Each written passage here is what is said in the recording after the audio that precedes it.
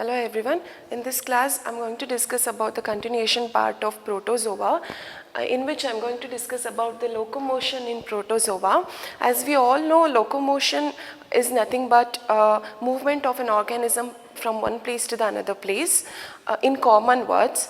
But in biology, locomotion pertains to the various movement of an organism. Organisms such as unicellular or single cell organisms and multicellular organisms to propel themselves from one place to another place. And in case of multicellular organism, movement includes jumping, swimming, walking, running, climbing, creeping, and so on. So this is what the locomotion in terms of biology. Okay, and let's discuss about the locomotion in protozoa. Here we have three types locomotion. It's of three types in case of protozoa. First one is amoeboid movement, second one is flagellar movement, third one is ciliary movement. These are the three important types of locomotion in protozoa. Coming to the amoeboid movement, in case of amoeba, there are no special organs or muscular action for locomotion. Okay, and in case of this, the pseudopodium is known as lobopodium. Pseudopodium is known as lobopodium, and some protozoans move with the help of the pseudopodia. As we all know, pseudopodia is nothing but a false foot, isn't it? Pseudo refers to false, poda or podia refers to foot. Pseudopodia is nothing but a false foot. So protozoans moves with the help of pseudopodia in case of amoeboid movement, and amoeba moves in water by its characteristic amoeboid movement by converting any part of its body into a temporary finger-like projections or finger-like process. This is known as a pseudopodia. So here what happens is, in case of amoeba moves in water by its characteristic amoeboid movement by converting any part of its body into a finger-like projections. That is what is called a pseudopodia. With the help of this pseudopodia, amoeba moves from one place to the another place. Okay, and the next point is, the body consists of a thin outer covering known as plasmolemma. Body of the amoeba is covered by a thin covering. Outer covering is known as plasmolemma, and this plasmolemma encloses more solid ectoplasm. That is what is called a plasma gel. Okay, body of amoeba consists of thin outer covering known as plasmolemma, and this plasmolemma encloses more solid ectoplasm called plasma gel, which in turn surrounds more fluid portion, and this fluid portion is known as endoplasm. That is what is called plasmosome. So here we have three terminologies. One is plasmolemma, another one is plasma gel, and the third one is plasmosome. Okay, and the next point is, amoeboid movement is similar to the movement of water droplets or a drop of water as well as mercury. Okay, because of its streaming movement due to the difference in its surface tension. So here the movement of amoeba is comparing with the drop of water as well as with the mercury because of its surface tension. And the next point is, in Polystomela, the pseudopodia are known as reticulopodia. Pseudopodia is known as reticulopodia, which means a branching type of movement. And let me draw the diagram for the amoeboid movement.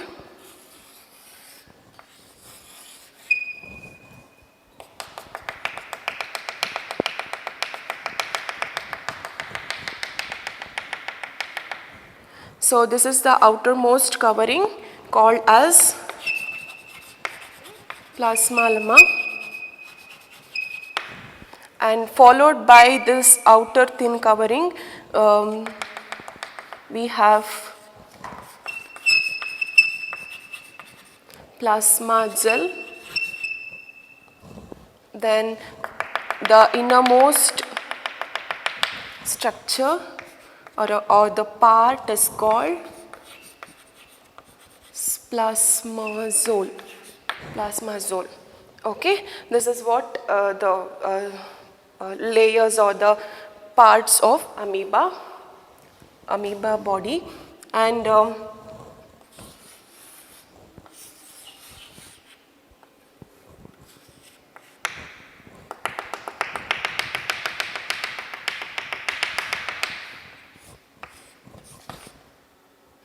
this particular finger-like projection is called as pseudopodia.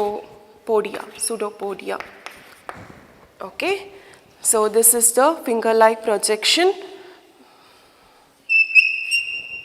This is what is called pseudopodia.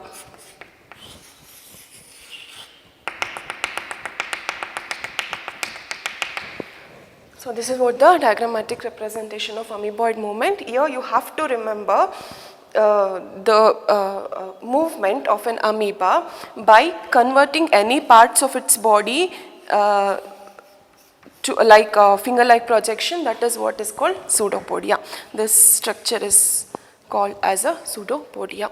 Okay, this is about the amoeboid movement. Coming to the second one, flagellar movement.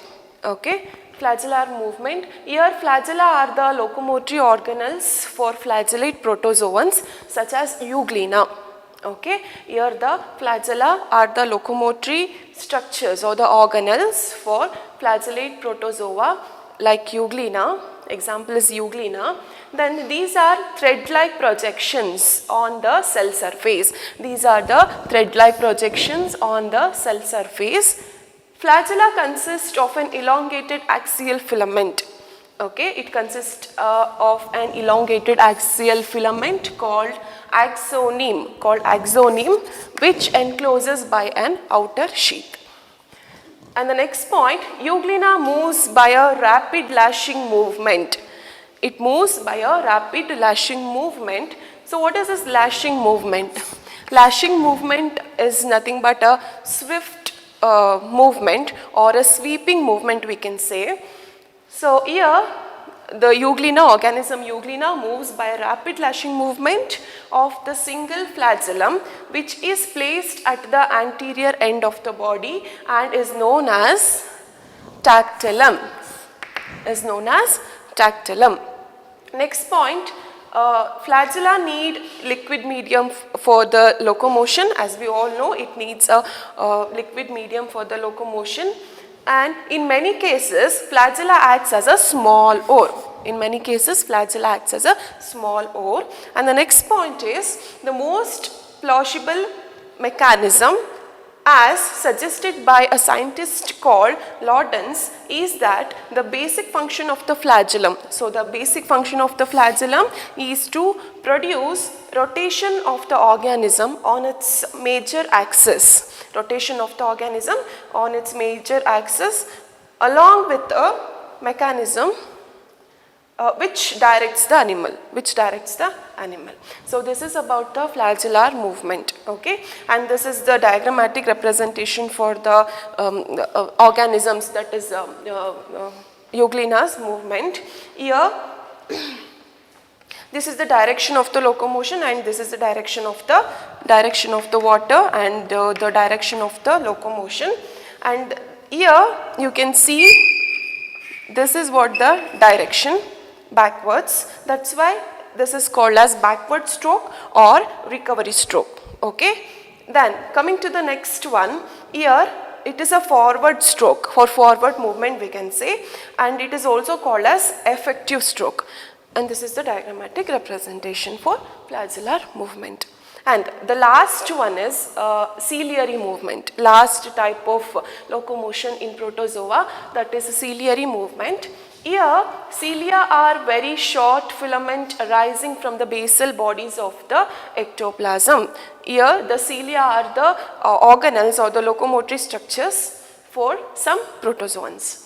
And the next point is cilia may be arranged in the longitudinal, diagonal, or in a spiral rows. Okay, it may be longitudinal, diagonal, or spiral rows. Ciliary movement is the method by which ciliated protozoans like paramecium. So here for this particular movement or the locomotion, we can give an example of paramecium. So with the help of this cilia, the organisms such as paramecium move from place to place in water medium. Okay. Then the next point, cilia is also used to drive water and food particles to their gullets. So what is this gullets? Gullets is nothing but a passage from which the food and water passes from mouth to stomach. Gullets in the sense it's a passage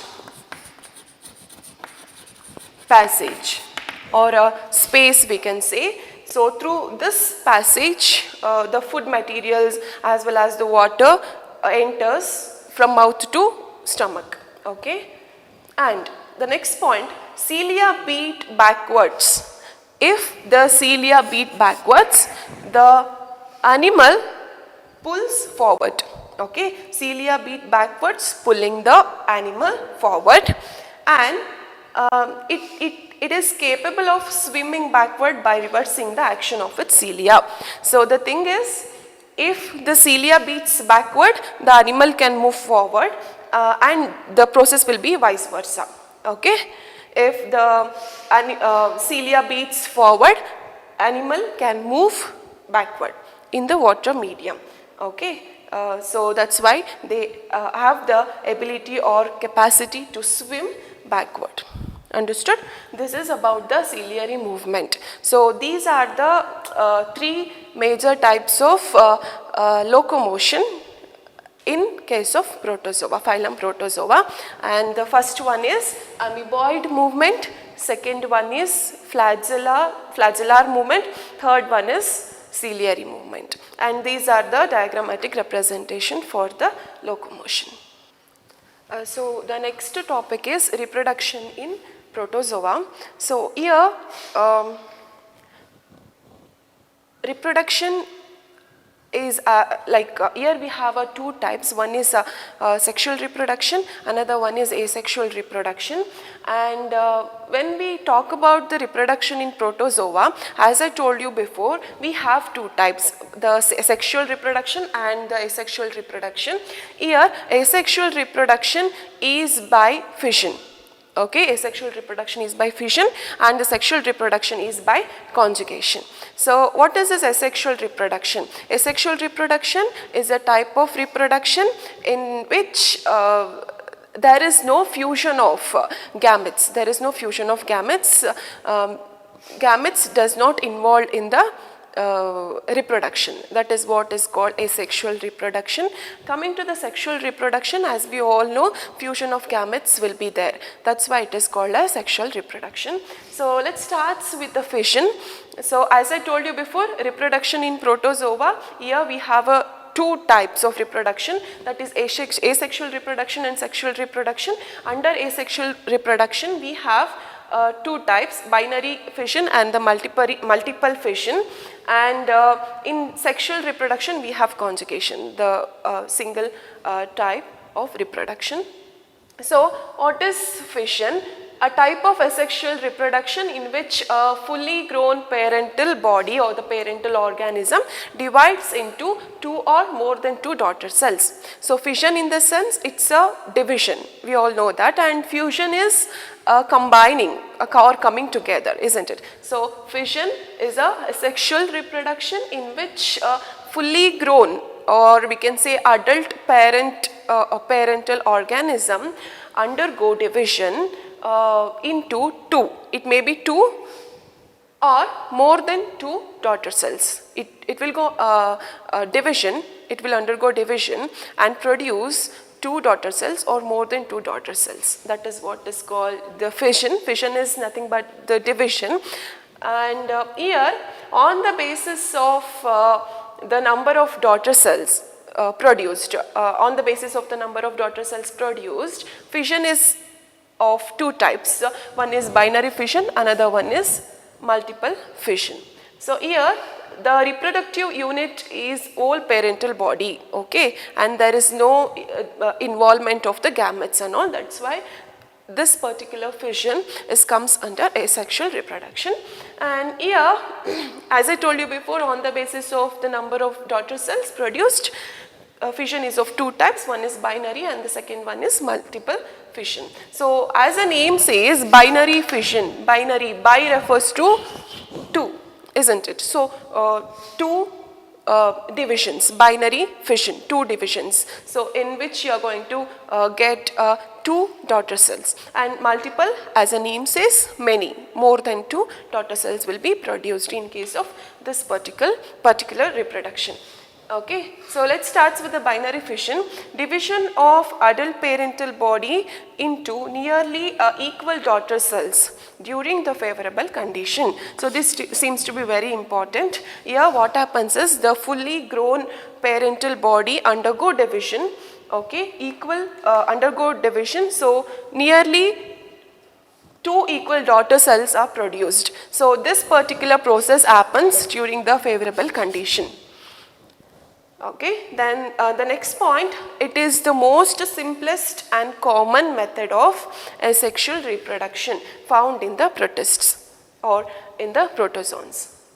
And next point is the karyokinesis is followed by the cytokinesis, so that the nothing is left with the parental body or parent. Yeah. So here what happens is, in this case of reproduction, that is asexual reproduction, the first thing is karyokinesis occurs. So karyokinesis means division of nucleus, we all know that. Cytokinesis means division of cytoplasm. So first karyokinesis occurs, followed by this karyokinesis cytoplasm occurs. So here what happens is, there is after cytoplasm, nothing is left with the parents. Okay, so that's why I told you the reproductive unit is the whole parental body in case of binary fission, and daughters feed, grow and repeat the process. Here the organism undergoing binary fission are called immortal. This is what I meant in this particular point. Okay, immortal, as after binary fission nothing is left. Okay, that's why here this particular binary fission is called as immortal. So this is about the binary fission. Coming to the, this is the diagrammatic representation for the binary fission. Consider this is a parental body, and here you can see the nucleus undergoing karyokinesis, that is the division of nucleus, followed by, you can see at last, as a result of this karyokinesis, you can see the two daughter cells. So this is about the diagrammatic representation of binary fission. Followed by, we have a multiple fission. Here again this is a type of asexual reproduction in which the parental body divides into many daughter cells. Okay, divides into many daughter cells simultaneously during the unfavorable condition. To increase the chances of survival of daughter cells. Okay, so here again it's a type of asexual reproduction in which the parental body divides into many daughter cells during the unfavorable condition. And next point is, the reproduction unit is all parental body, as I told you in case of binary fission. Then the nucleus of parent divides by repeated mitosis. Okay, here the nucleus of parent or the parental organism divides by a repeated mitosis into many nuclei. That's why this particular process or the process of reproduction is called multiple fission. Each nucleus take a bit of cytoplasm and forms a daughter cells, many daughter cells. And amoeba undergo multiple fission during the unfavorable condition. So this is about the multiple fission. So here what happens is, the parent nucleus divides repeatedly by the process called mitosis, and here each nucleus takes a bit of cytoplasm and forms a many daughter cells. That's why the name is called the multiple fission. or multiple fission reproduction. An example for this particular type of reproduction is Plasmodium and amoeba. These are the two examples for the multiple fission. And this is the diagrammatic representation, and the first one is, this one is the parental body. Here the parental body undergoing a repeated mitosis, mitotic division, so that you can see as a result many daughter cells. These are the daughter cells. Okay. Then this is about the asexual type of reproduction in case of protozoans.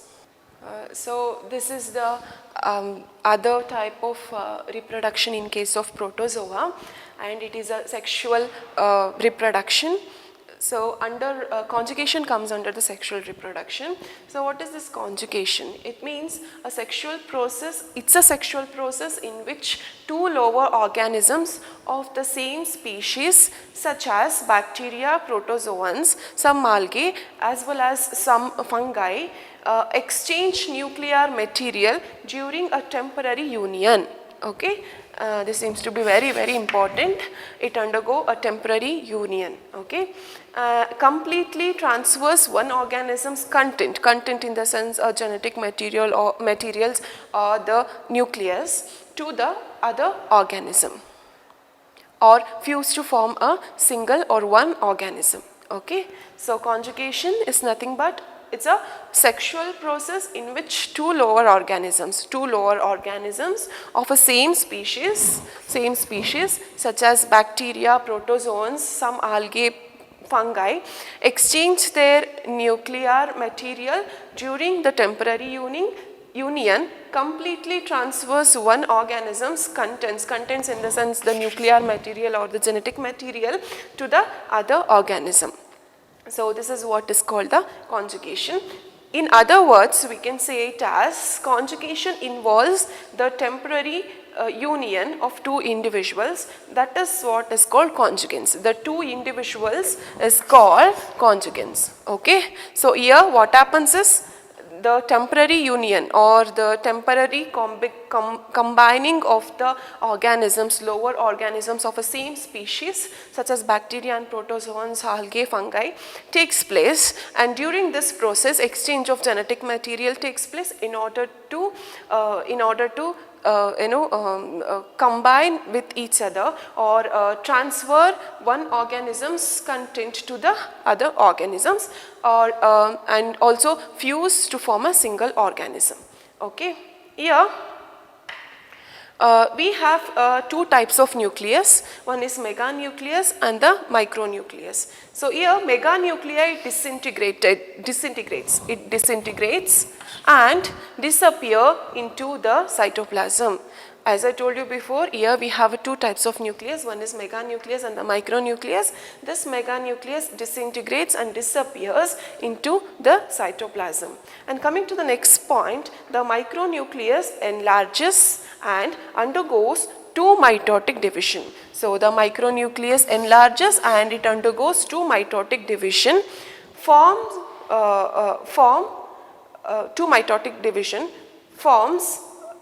four nuclei, forms a four nuclei in each conjugates. Okay, in each conjugates you can see four nuclei. Among those four, three degenerates, and one nucleus which undergo unequal division forms two pronuclei, two gametic pronuclei of a different sizes. Okay, so here what happens is we have two types of nucleus. One is meganucleus and the micronucleus. Meganucleus degenerates or disintegrates and it disappears into the cytoplasm.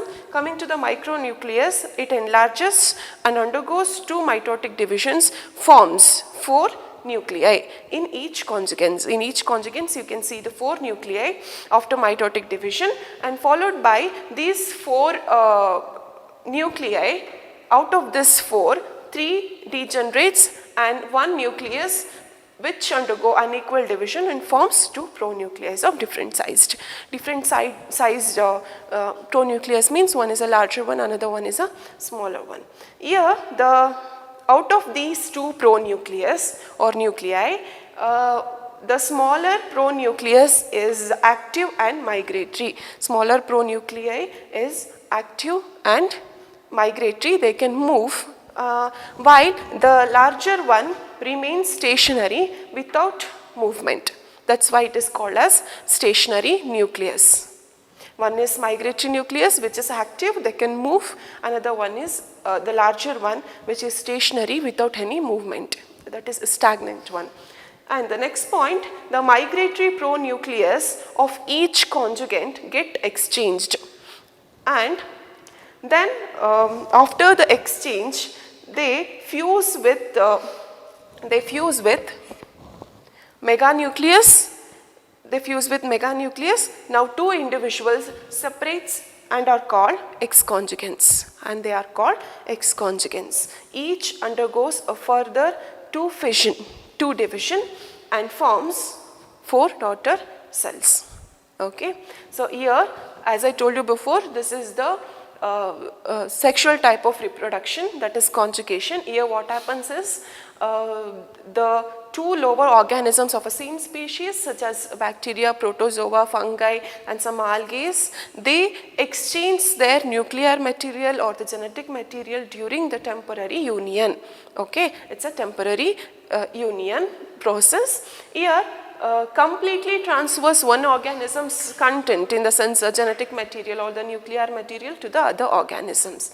And here conjugation involves temporary union of two particular individuals or the organisms, and this individuals is called as conjugates. Here we have two nuclei, meganuclei and the micronuclei. Two types of nucleus are there, mega and micronucleus. And the mega is nothing but a larger one that is disintegrates and disappears in the cytoplasm, while the micronucleus enlarges and undergo two mitotic divisions. When this particular micronucleus undergoes two mitotic division, it forms a 4 cells or the 4 nuclei in each conjugates. Among those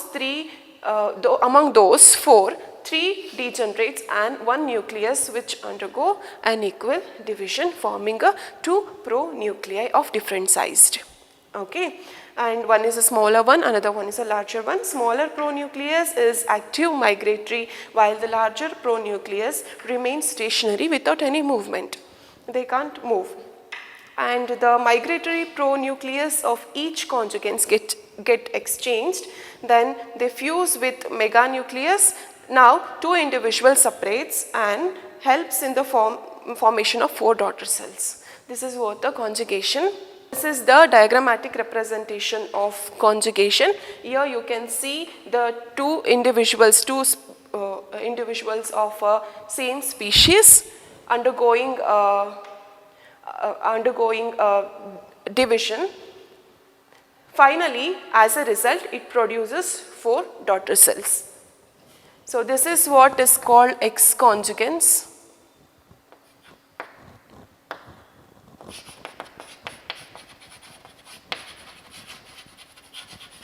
X-conjugates. As a result of this type of reproduction, you will get 4 daughter cells.